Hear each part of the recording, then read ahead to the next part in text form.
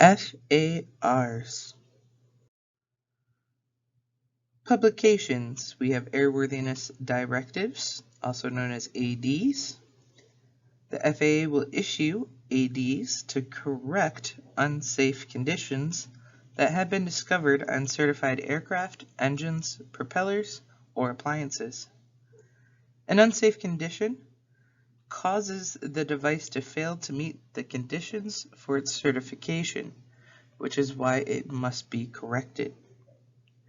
An AD will specify the corrective action that must be taken in order to return the device to conditions specified for certs. The aircraft owner or operator is responsible for determining that the aircraft continues to meet the requirements for its certification. This includes compliance with all ADs. The reason why the mechanic is not responsible is kind of like if you own your own vehicle, a car, a truck, whatever, you, the owner, are responsible to make sure that you comply with all the recalls on your vehicle.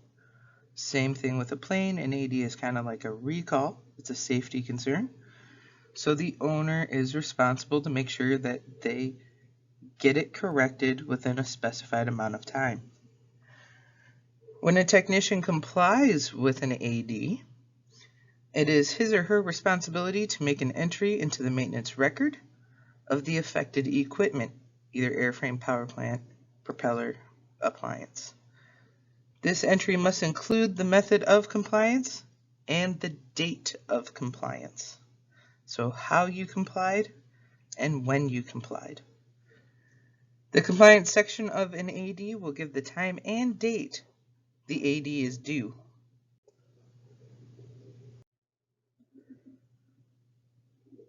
So airworthiness directives, the action required by the AD could include inspection, part or parts replacement, a design modification, or a change in the operating procedures.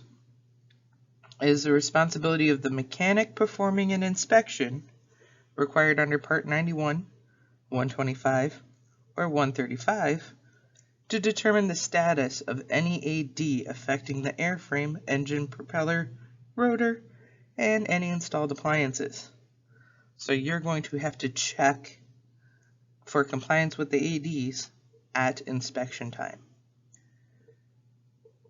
Part 91.417B2V states that the record of the current status of applicable ADs, including for each, the method of compliance, the AD number, and revision date, and if the AD involves recurring action, the time and date when the next action is required must be retained and transferred with the aircraft at the time it is sold. So we're telling you what has to be in the AD compliance record, which is the number, revision date, recurring action, needs time when it's due next, and that the AD record will get transferred at time of sale. Aviation maintenance alerts, formerly general aviation airworthiness alerts, provide information about aircraft problems and suggested corrective actions. They provide a common communication channel through which the aviation community can economically interchange service experience and thereby cooperate in the involvement of aeronautical product durability, reliability, and safety. This content includes items that have been reported to be significant but have not been evaluated fully by the time the material went to press. Some of these alerts later become ADs. We also have type certificate data sheets. Included in the type certificate data sheet, or TCDS, is the propeller and engine combination for your airframe, control surface movements, maximum weight, takeoff weight, datum, and location of objects such as seats, oil, fuel, etc. You can use the aircraft specification if there is no type certificate data sheet. The things that have TCDSs is your airframe, your power plant, and your propeller. And placards that furnish information vital to the safety of flight and that must be installed in a certified aircraft will be specified in your TCDS for the aircraft. A supplemental type certificate, or STC, may be issued to more than one applicant for the same design change, providing each applicant shows compliance with the applicable airworthiness requirement. A part produced according to a TSO, or Technical Standard Order, requires specific approval for installation on a particular aircraft. Even though the part is built according to a TSO, it may be neither suitable nor approved for that particular aircraft. Aircraft listing. The certification specifications for aircraft of which there are fewer than 50 currently in service, or of which there were fewer than 50 certified, are found in your aircraft listings. So here's some TCDS codes. We have an example 2PO-CLM. It's telling us that we have 2 seats, that we have a convertible cockpit cabin design, that it is a land plane, and that it is a monoplane. The airworthiness certificate issued to an aircraft is transferred with the aircraft to a new owner when the aircraft is sold. Part 21, entitled Certification Procedures for Products and Parts, governs the issuance of your airworthiness certificate. If you'd like to deviate from the original design, you would need one of these. You would need a Form 337 from the FAA. They use this form to authorize a major alteration to deviate from your original type design. You'll need a supplemental type cert, STC. This is the authorization for the major change in the type design. That is not great enough to require a new application for a type certificate, so you don't have to go get a new TCDS for your plane, just a supplement. I'm making a minor change here, but it's a major alteration. Airworthiness Directive, AD, identifies an unsafe condition that exists in a product and that is likely to develop in other products of the same type design. So ADs might require alterations that deviate from the aircraft's original type design. So if you'd like to deviate, you need to go get an STC. Form 337 would be filled out, or an AD could tell you that you need to do that. More on publications, it'll have your instrument range markings. Aircraft certified under the normal category is Part 23. It's your standards for normal, utility, aerobatic, and commuter category airplanes. In the picture, you can see an example of the different instrument ranges with the different colors and what they mean. Approved data. The FAA issues or approves 2 types of data for aircraft. 1, regulatory data is approved data that specifies the way something will be done. It is specific and it must be complied with as it applies. So FAA publications such as TSOs, ADs, TCDSs, and aircraft specs and STCs are all approved data. Data and advisory circulars, such as AC 4313-2A, is advisory in nature and is acceptable data, but not approved data. So while it shows the way that things can be done, It is neither specific nor mandatory.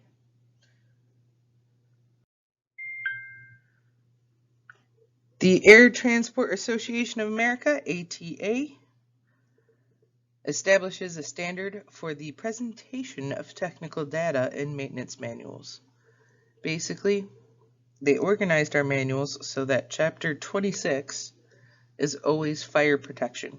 Whether you're working on an Airbus, a Cessna, a Boeing, an Embraer, whatever plane you're working on, Chapter 26 will be fire protection. So it standardized our maintenance manuals.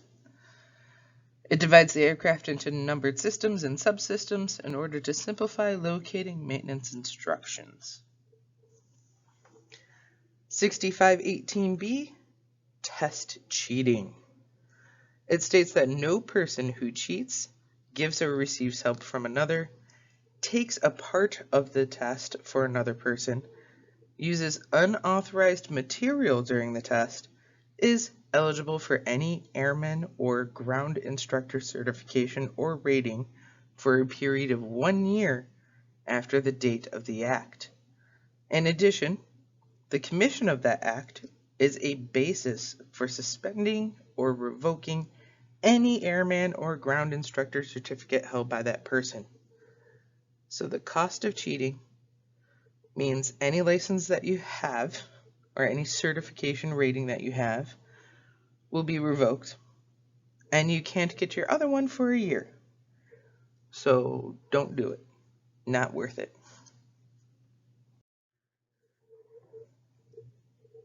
FAR 1 defines maintenance as inspection, overhaul, repair, preservation, and the replacement of parts, but excludes preventative maintenance, because pilots can do their own preventative maintenance on their own aircraft that they own and operate.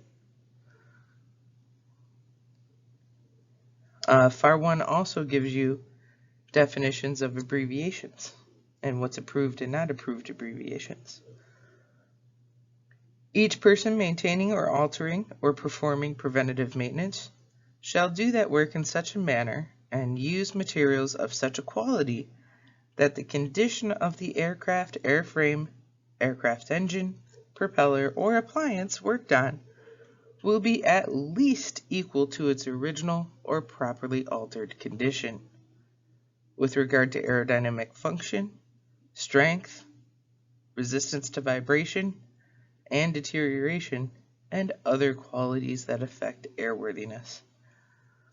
So when you perform work, you should use the materials of such a quality to make sure that everything you work on will be at least equal to original or properly altered condition.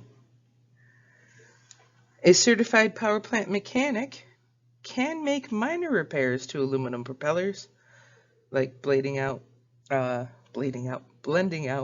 little nicks and stuff from, say, a rock, and can approve it for return to service, but we do not touch steel props. Steel must go back and get fixed. Forms and records. For our logbooks, Advisory Circular 439-5B states that maintenance records may be kept in any format that provides record continuity, includes required contents, that's in 439, lends itself to the addition of new entries, and provides for signature entry, and is intelligible. The aircraft owner or operator is responsible for ensuring that maintenance personnel make appropriate entries into the aircraft and maintenance records, indicating the aircraft has been approved for return to service. The aircraft maintenance records, logbooks, are the correct place to record compliance with FAADs or manufacturer's service bulletins. Work performed on an aircraft has been done satisfactorily aka work was done at least equal to original or properly altered condition. And your signature constitutes the approval for return to service only for the work performed. Logbooks. 43.9 is your regular logbook entry. So when you're doing just normal maintenance, you'll have a description or reference to applicable data of work performed, the date of completion, the name of the person performing the work, if somebody else, and then the signature and certificate number and kind of certificate held. All of that is required for your regular logbook entry according to 43.9. 91.417b1 states that records of the maintenance, preventative maintenance, and alteration in records of the 100-hour, annual, progressive, and other required or approved inspections shall be retained until the work is repeated or superseded by other work for at least 1 year after the work is performed. So if I had a 100-hour done 3 weeks ago and my annual's due, when I have my annual done, it will supersede my 100-hour inspection and I can technically get rid of that record.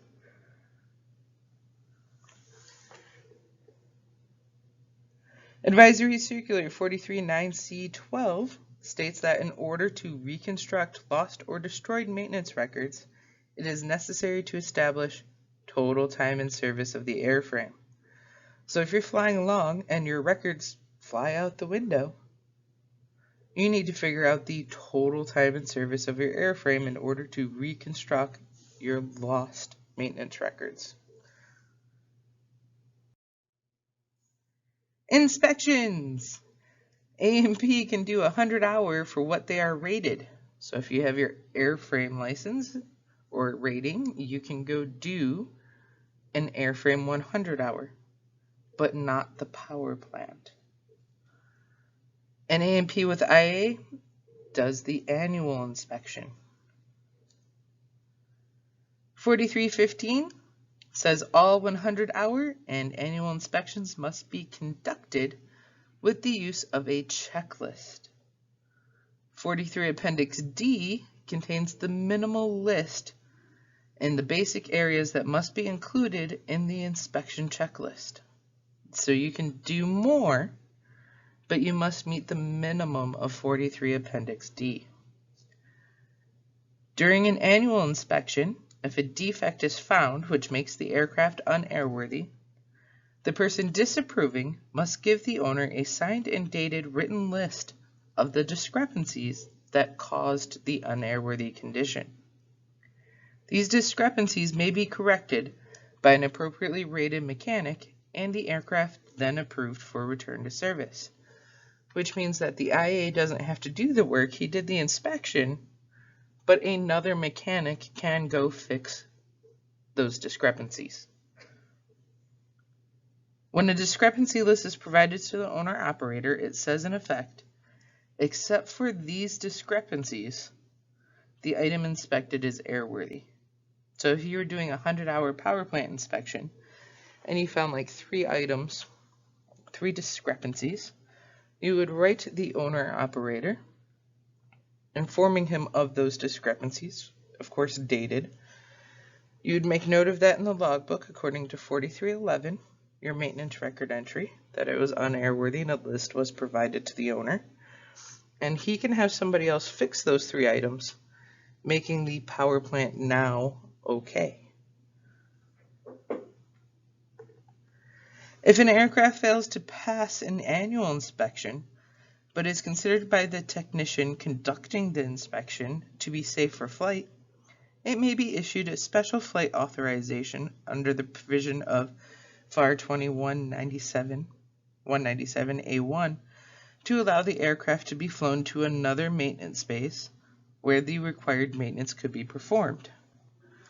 So your IA in San Francisco, California says there's a couple of items wrong, but it's still safe, you can fly. The FAA could issue you a ferry permit to fly down to LA in order to get it fixed by a maintenance facility down there. If the owner maintains separate records for the airframe, power plant, and propeller, the entry for the 100-hour inspection is entered in each record, while the annual inspection is only required to be entered into the airframe record.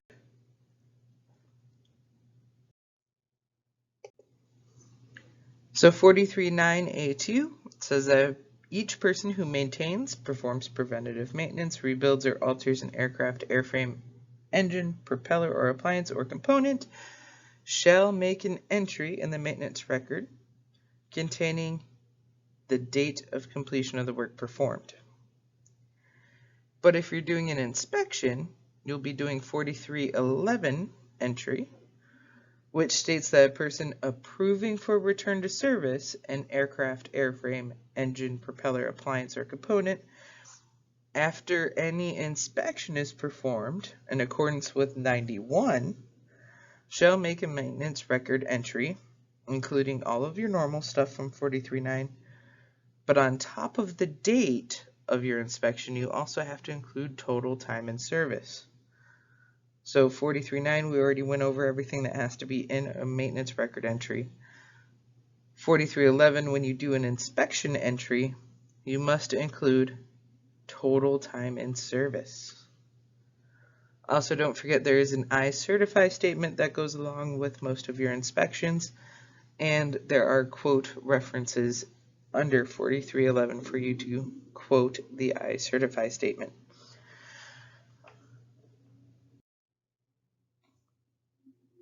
Major repairs and alterations. You will fill out a maintenance record entry as usual, as well as fill out a Form 337 for your major repairs and alterations. FAA Form 337 is not authorized for use on other than U.S. registered aircraft, so U.S. only aircraft. 2 copies must be filled out. One is for the FAA, one is for the owner. If additional space is needed to describe the repair or alteration, you can attach sheets bearing the aircraft nationality and registration mark and the date that the work was complete. The person who performs or supervises a major repair or alteration should prepare the FAA Form 337. When a certified mechanic without an IA signs the conformity statement in item 6, he or she is certifying that the repair and/or alteration made to the units identified and described on the reverse of the Form 337 and attachments hereto have been made in accordance with the requirements of Part 43, and that the information furnished herein is true and correct to the best of his or her knowledge. So, here are your major repairs. Some examples. Please note that the following repairs of an airframe and repairs to the following types involving the strengthening, reinforcing, splicing, and manufacturing of primary structural members or their replacement, when replacement is by fabrication, such as riveting or welding, is a major repair. That whole underlined, italicized, bold, important. So the repair of portions of skin sheets by making additional seams is a major. Splicing of skin sheets is a major.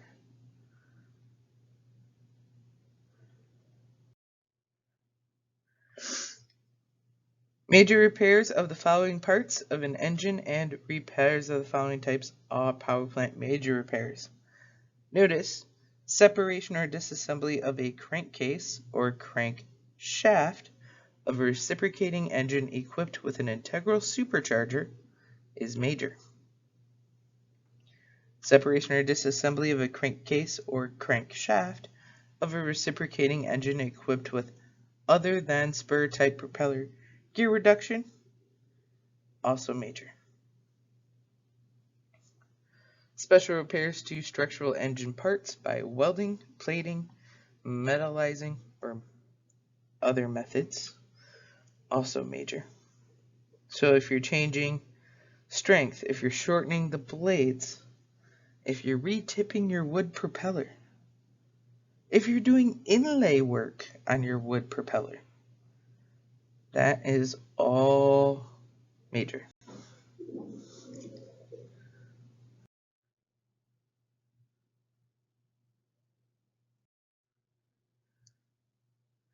And then here, overhaul of pressure type carburetors and pressure type fuel oil hydraulic pumps. Anything that is pressure type, overhaul of it, major. For your entries, which aircraft record entry is the best description of the replacement of several damaged helicoils in a casting? Well, helicoils are patented precision formed screw threads of 18-8 stainless steel wire having a diamond-shaped cross-section.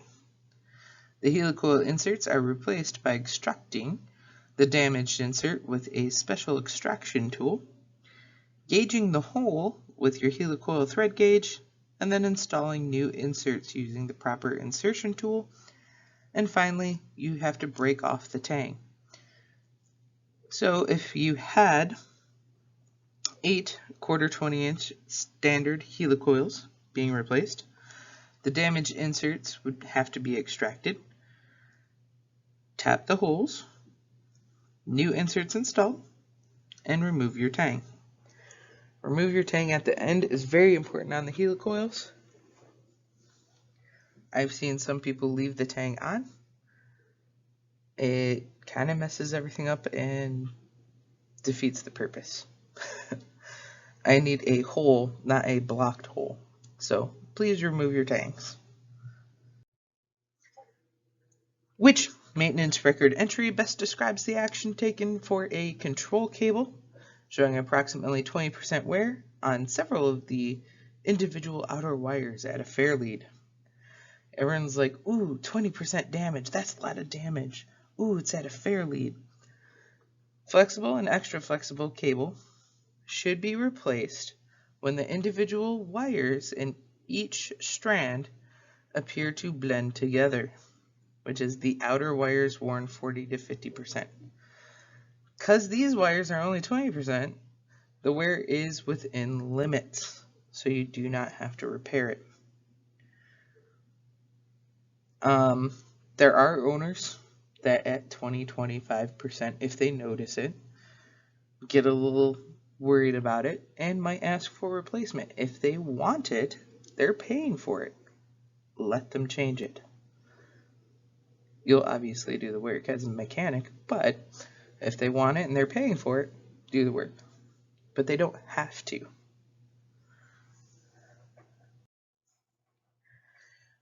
Which maintenance record entry best describes the action taken for a 0.125-inch deep dent in a straight section of 1/2-inch aluminum alloy tubing?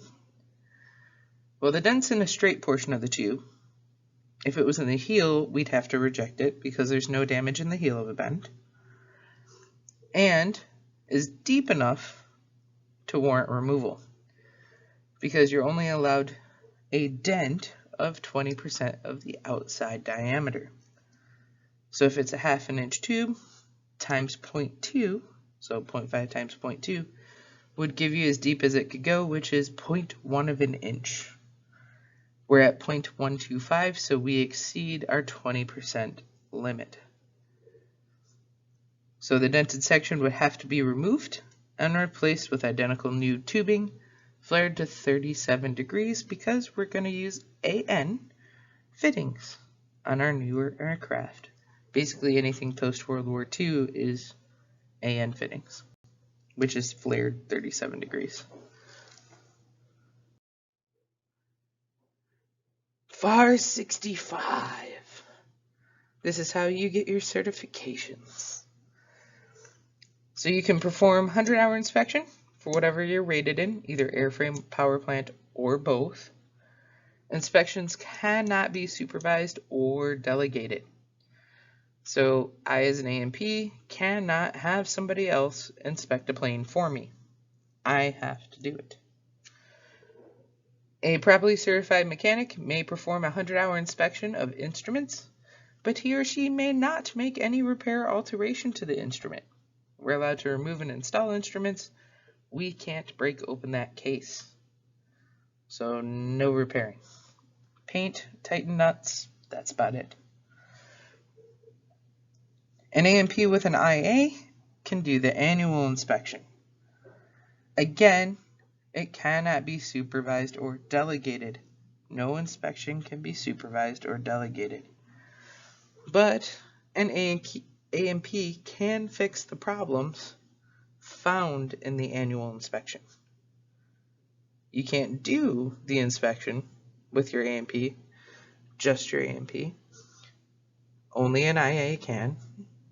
But you, as just an A&P mechanic, can fix those problems.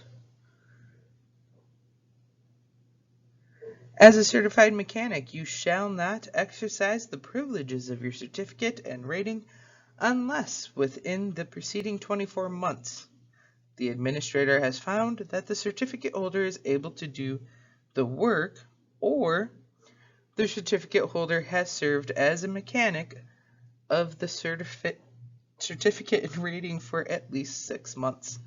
So out of the previous 24 months, you should have worked at least 6 months to prove that you are capable. FARS 65.20 states that any person who falsifies or makes a fraudulent entry in a logbook, report, or record is subject to the suspension or revocation of any airman or ground instructor certificate or rating held by that person. So do not falsify your documents. It could cause you to lose anything that you currently have, your suspension or revocation of your certificates or ratings, which means you're not going to work as an A&P until they say that you can get it back. The certificate with A&P rating is effective until it is surrendered, suspended, or revoked. So the FAA can revoke it, take it away from you. They could suspend you for a certain amount of time and have stipulations on how to get through that. Or you can just say, hey, I don't want this license anymore. I don't want this certificate anymore. And surrender it.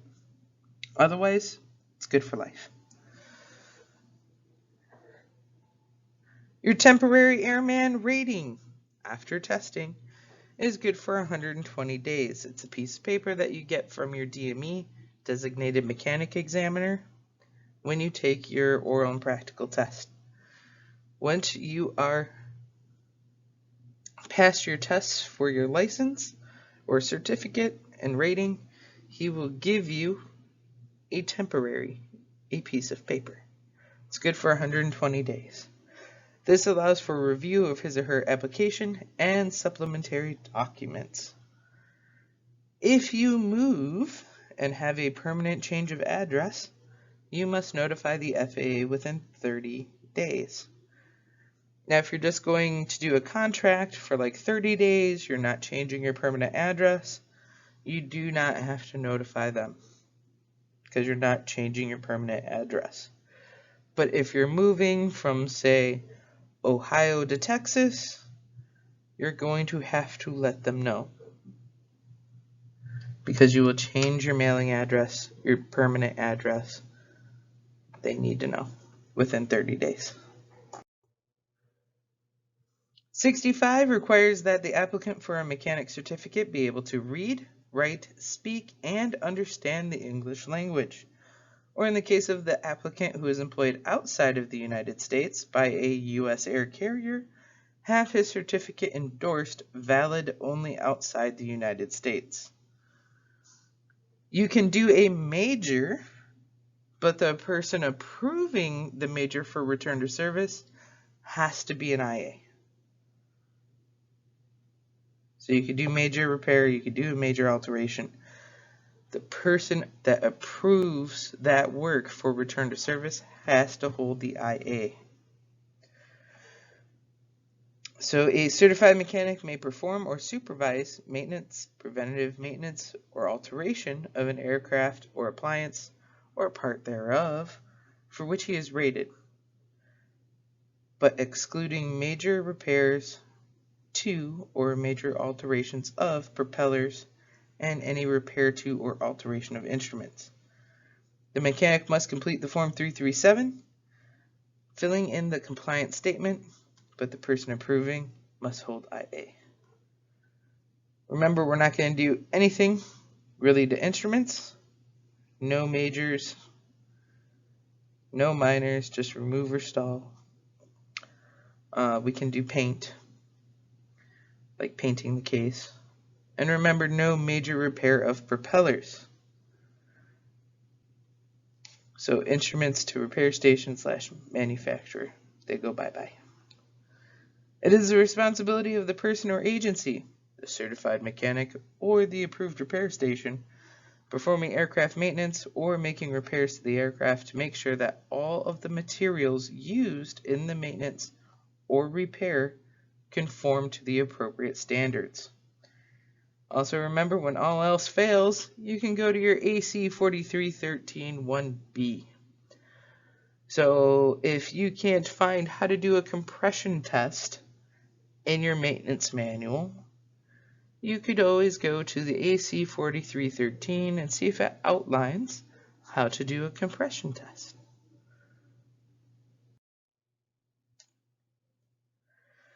A rule of thumb for determining whether a repair is minor or major is that if the part can be bolted on and not require any riveting or welding, the repair is probably minor. This does have some exceptions though. So replacement of parts, usually minor. A repair to an aircraft structure is an operation that returns the structure to a condition for safe operation after it has become deteriorated or damaged. Replacing the fabric on aircraft covered parts such as wings, fuselages, stabilizers, or control surfaces is considered to be a major repair, even though no other alteration or repair is performed. So just simply replacing the fabric, which is a remove and replace, is technically a major. So that's why they said some exceptions. Most of the time, simple remove replace is minor. These are a couple examples of where it becomes major. Remember, 43 Appendix A lists the splicing of skin sheets as an airframe major repair. And if you can't remember which appendix is the one that deals with majors, if you look at major, repair, and alteration, I'm going to write those down for you real quick. Major repair and alteration. Lots of A's. So 43 Appendix A has all the A's. Major, repair, and alteration. Alterations. Minor alterations, they have performed appropriate to the ratings that they hold. This privilege assumes that the mechanic understands the current instructions of the manufacturer and has the maintenance manual for the specific operation concerned. A certified mechanic with a power plant rating is authorized to perform the work called for in an AD on a propeller that requires a minor alteration to the propeller. After complying with the AD, you can approve the propeller for return to service. It is minor. If it is a steel propeller, don't do it. Remember, we don't touch steel. And human factors. So we have quality. A quality system must include procedures for planning, conducting, and documenting internal audits to ensure compliance with the approved quality system. The procedures must include reporting results of internal audits to the manager responsible for implementing corrective and preventative actions. Dr. James Reason said that there are two types of failures that can occur, active and latent. Active is one in which the effects are immediate, and a latent failure occurs as a result of a decision made or action taken long before the incident or accident actually occurs. So active is almost immediate, latent is late. It happens later. Maintenance error decision aid, META, to investigate errors, understand root causes, prevent and manage accidents. Most of the factors that contribute to an error can be managed. There's also shell models to explain human factors. This model is another concept for investigating and evaluating maintenance errors. The acronym SHELL represents software, hardware, environment, and liveware, with the human being the starting point for all of it. They're more concerned with what the problem is, and then where and why it exists. Human error is defined as a human action with unintended consequences, which is why it's an error or mistake. It's not intentional. There are 4 consequences of human error: little or no effect, damage to equipment, hardware, personal injury, or catastrophic damage. Human error is the unintentional act of performing a task incorrectly that can potentially degrade the system. You could do this by omission, not performing an act or a task; commission, accomplishing a task incorrectly; and 3, extraneous, performing a task not authorized. So there is the good Magnificent 7 and the bad Dirty Dozen. Magnificent 7, you should work to accentuate the positive and eliminate the negative. Safety is not a game because the price of losing is too high. And just for today, 0 error. If you say for the next 10 years, I want 0 errors, that seems very insurmountable. But if you make little steps like just for today, it becomes a realistic goal. We all do our part to prevent Murphy, aka Murphy's Law, from hitting the jackpot. Our signature is our word and more precious than gold. We are all part of a team, and we always work with a safety net, redundancy and safety for yourself, those around you, etc. The bad Dirty Dozen, you have lack of communication, complacency that gets in the way, lack of knowledge, distractions, lack of teamwork, fatigue, lack of resources, pressure, lack of assertiveness, stress, lack of awareness, and norms.